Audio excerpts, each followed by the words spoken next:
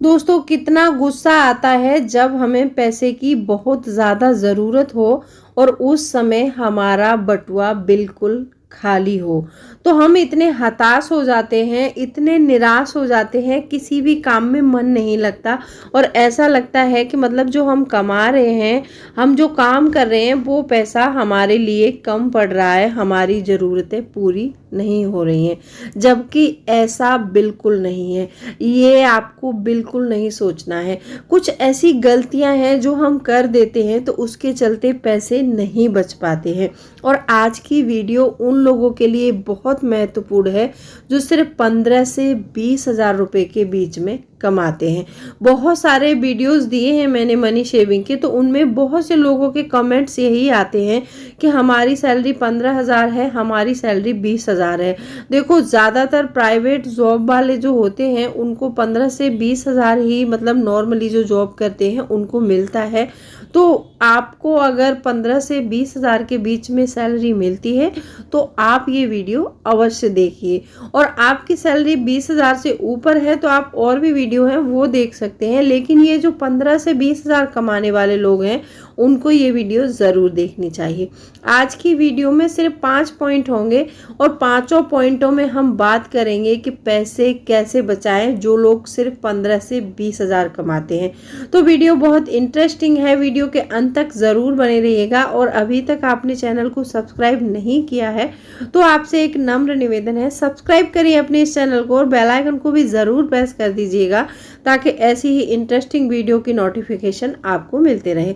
दोस्तों वीडियो पसंद आए तो एक लाइक ज़रूर कर दीजिएगा और लाइक ज़रूर कीजिएगा क्योंकि आपके एक लाइक से बहुत मोटिवेशन मिलता है। तो चलिए स्टार्ट करते हैं वीडियो को। सबसे पहला पॉइंट आता है कि आप अपनी सैलरी को कैसे कलेक्ट करते हैं। मतलब सैलरी आपको बाय हैंड मिलती है या फिर अकाउंट वाइज लेते हैं। अगर आपको बाय हैंड सैलरी मिलती है, जैसे मतलब हर महीने आपके हाथ में 15,000 या 20,000 रुपये आ रहे हैं, तो डेफिनेटली आपका पैसा खर्च हो जाएगा और बचेगा नहीं। क्योंकि होता ऐसा है कि जैसे मान लो अगर हमारे हाथ में पैसा आ जाए तो हमें खर्च करने की बहुत जल्दी होती है। उस समय हमें समझ नहीं आता है कि हमें अपना पैसा कहाँ खर्च करना है, कहाँ नहीं करना है। और जोश जोश में आकर और हमें लगता है कि हमारे पास तो 15,000 रुपये है, 15,000 का अमाउंट हमको दिखता है, लेकिन हमें ये समझ नहीं आता कि हमारे पास बिताने के लिए महीने में 30 दिन भी है, खर्च करने के लिए 30 दिन भी है। वो पैसा 15,000 मुश्किल से 15 से 20 दिनों में हम खर्च कर देते हैं। फिर 10-15 दिन का खर्च हमें कहीं ना कहीं से कर्ज लेना पड़ता है, पैसा तो नहीं बचता है। अगर आप बाय हैंड सैलरी ले रहे हैं तो उस सैलरी को क्या करना है, आपको सबसे पहले अकाउंट में लेना शुरू कीजिए। अगर आपके पास अकाउंट नहीं है, बहुत सारे लोगों को मैंने देखा है जो प्राइवेट जॉब करते हैं वो अकाउंट, ज़्यादातर अकाउंट को वैल्यू नहीं देते हैं। तो आपको अकाउंट को वैल्यू देनी है और आपको अपने 2 जो है बैंक अकाउंट को ओपन करना है। एक होगा आपका सैलरी अकाउंट और जो दूसरा अकाउंट खोलेंगे उसके लिए मैं बताती हूँ आगे उसमें क्या करना है। जो सैलरी अकाउंट होगा, आपकी सैलरी उस अकाउंट में आएगी। अब सैलरी अकाउंट में आएगी तो आपको अकाउंट तक जाने में बहुत टाइम लगेगा, बैंक में लाइन भी लगानी पड़ेगी, या फिर आप एटीएम पर जाओ तो थोड़ा वहाँ जाएंगे, कष्ट करेंगे, तब पैसा निकालेंगे, तब खर्च करेंगे। तो वो पैसा ज़्यादा खर्च नहीं होता है क्योंकि अकाउंट में जाने का, लाइन लगाने का, पैसे निकालने का बहुत झंझट लगता है और इतना ज़्यादा टाइम भी नहीं होता है हम लोगों के पास में कि हम इतना सारा करें। तो कभी कभी फिजूल खर्ची ऐसे टल जाती है। तो आपको सबसे पहले तो अपनी सैलरी अकाउंट में लेनी है, बाय हैंड नहीं लेनी है, ठीक है। अगर ये हो गया तो दूसरा अकाउंट जो हमने खोला है उस अकाउंट में जैसे ही हमारी सैलरी आती है, आप 15,000 कमा रहे हैं या फिर 20,000 कमा रहे हैं अगर, तो उसका 10% सबसे पहले आप उसमें सेव कर दो। अब वो 10% आप जो है 15,000 कमा रहे तो 1,500 रुपये हो गए आपके, 20,000 कमा रहे हैं तो 2,000 रुपये हो गए। ठीक है, आप जो भी कमा रहे हैं उसके अकॉर्डिंग, अगर 15,000 कमा रहे हैं तो 1,500 रुपये उस अकाउंट में ट्रांसफ़र कर दो, और आप 20,000 कमा रहे हैं तो 2,000 रुपये उस अकाउंट में ट्रांसफ़र कर दो। आप वो 2,000 रुपये लेकिन हर महीने ट्रांसफ़र करना है। आप जैसे आपकी सैलरी मान लो 20,000 थी, तो आपने 2,000 उस अकाउंट में ट्रांसफ़र कर दिए, तो उसके बाद आपके पास 18,000 रुपये बचेंगे। अब 18,000 में आपको सारा सब कुछ मैनेज करना है।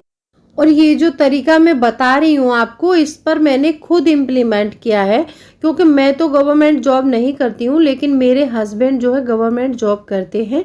तो जैसे सैलरी जितनी आती थी हम उसमें से थोड़ा सा पीएफ कटवाते थे, तो वो क्या था कि उसमें हमारे खर्चे हो रहे थे। फिर कुछ दिनों के बाद जैसे हस्बैंड की सैलरी में इंक्रीजमेंट हुआ, तो हमने उस पीएफ को उतना बढ़ा दिया, जितनी सैलरी बढ़ी थी हमारी उससे भी ज़्यादा कटवाना शुरू कर दिया। फिर उसमें भी हमारे खर्चे हो रहे थे। तो ऐसा होता है कि हमारे पास जितनी लिमिटेड मनी होती है, खर्चे भी हमारे उतने ही कम हो जाते हैं, और जितनी ज़्यादा मनी आती है खर्चा भी हमारा उसी हिसाब से बढ़ जाता है। और हम बढ़ाते नहीं है, ऐसा नहीं है कि हम जानबूझकर बढ़ाते, हम पैसे बचाना नहीं चाहते, सभी लोग चाहते हैं, लेकिन खर्चे कुछ ऐसे होते हैं कि बढ़ ही जाते हैं, और पैसा हमारे पास जैसे ज़्यादा होता है तो ज़्यादा खर्च हो ही जाता है। तो आपको ये 2 काम ज़रूर करने हैं। सबसे पहला काम करना है कि आपको अपनी बाय हैंड सैलरी नहीं लेनी है और उसको अकाउंट में लेना है। दूसरा, और अपना अकाउंट में हर महीने पैसे आपको कटवाने हैं।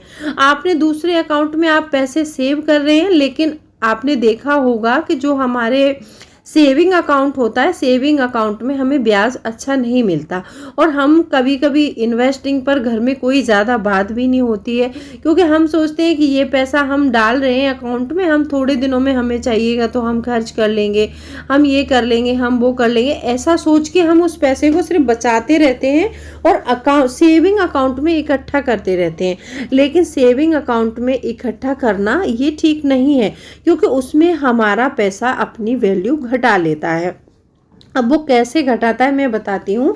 हमारा जो इन्फ्लुएंस रेट है, जो महंगाई है, हर साल 5 से 6%, 6 से 7% की दर से बढ़ रही है, और अभी तो और ज़्यादा बढ़ने लगी है, मेरे को ऐसा लगता है, क्योंकि महंगाई बहुत हो रही है और इतना हमें हमारे पैसे पर ब्याज मिल नहीं रहा है, तो हमारा पैसा धीरे धीरे वैल्यू कम कर रहा है।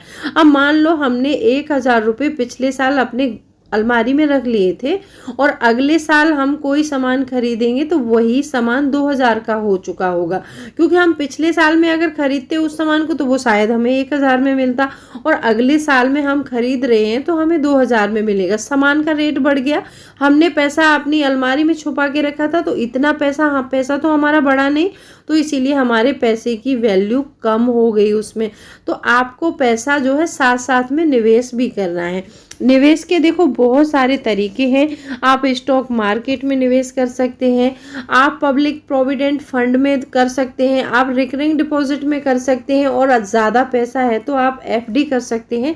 ये ऐसे मतलब जो है निवेश हैं, जो एफडी हो गया, रिकरिंग डिपॉजिट हो गया, पब्लिक प्रोविडेंट फंड हो गया, ये ऐसे निवेश हैं कि इनमें जोखिम बहुत कम है और आपको ब्याज भी कम ही मिलता है। स्टॉक मार्केट में अगर आप निवेश करना चाहते हैं पैसे को, तो आपको स्टॉक मार्केट की जानकारी होनी चाहिए। आप म्यूचुअल फंड में किसी में भी एसआईपी कर सकते हैं, एसआईपी के जरिए भी पैसा निवेश किया जाता है। तो आप अपने पैसे को जो बचा रहे हैं साथ साथ में निवेश करते रहिए, ताकि आपको कम से कम 10% का रिटर्न मिलेगा, तब जाके आपका पैसा ग्रो हो सकता है। क्योंकि 10% का रिटर्न मिलेगा, उसमें से कुछ आपका टैक्स कट जाएगा, तो आपको 8 से 9% का रिटर्न तो कम से कम बचेगा, तो आपका पैसा ग्रो होगा। तो इसीलिए आपको पैसे की निवेश की जानकारी रखना बहुत ज़रूरी है।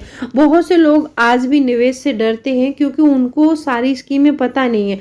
और आजकल आपको यूट्यूब पर, सोशल मीडिया पर बहुत सारे वीडियोस ऐसे आ रहे हैं, आप जिनको देखकर अपने पैसे को निवेश कर सकते हैं। और हमेशा याद रखिए, बहुत से लोग बोलते हैं कि मनी मैनेजमेंट बहुत हार्ड है। मनी मैनेजमेंट कोई इतना ज़्यादा हार्ड नहीं है। उसमें एक सिंपल तरीका है कि आपका पैसा आ कितना रहा है और आपका पैसा जा कितना रहा है। अगर आप इस चीज़ पर नज़र रखते हैं कि हमारा पैसा आया कितना और गया कितना, तो इस आप पैसे वाले ज़रूर बन जाएंगे अगर इस चीज़ पर नज़र रखेंगे। तो आप नज़र नहीं रख रहे हैं, पैसा कहीं से आ रहा है कहीं भी जा रहा है, आपको पता ही नहीं चल रहा है कि हमारा पैसा खर्च कहाँ हो रहा है। तो सिंपल सा एक फंडा है, सबसे पहले अगर आपको पैसा बचाना है तो अपने खर्चों में कटौती करो। उसके बाद अपने पैसे को ये देखो कि आपका पैसा आया कितना और गया कितना, आया कहाँ से और गया कहाँ पर। ये सारी चीज़ें आपको ध्यान रखनी है और आपको अपने घर का एक सिंपली बजट बनाना है। अगर आप 15 से 20 हज़ार रुपये कमा रहे हैं तो आप ऐसे करके अपनी शेविंग भी कर सकते हैं और आप अपने पैसे को अच्छे से यूज़ भी कर सकते हैं। तो कैसी लगी वीडियो कमेंट करके ज़रूर बताएं। वीडियो अच्छी लगी हो तो वीडियो को लाइक शेयर ज़रूर करें। मिलती हूँ अगले वीडियो।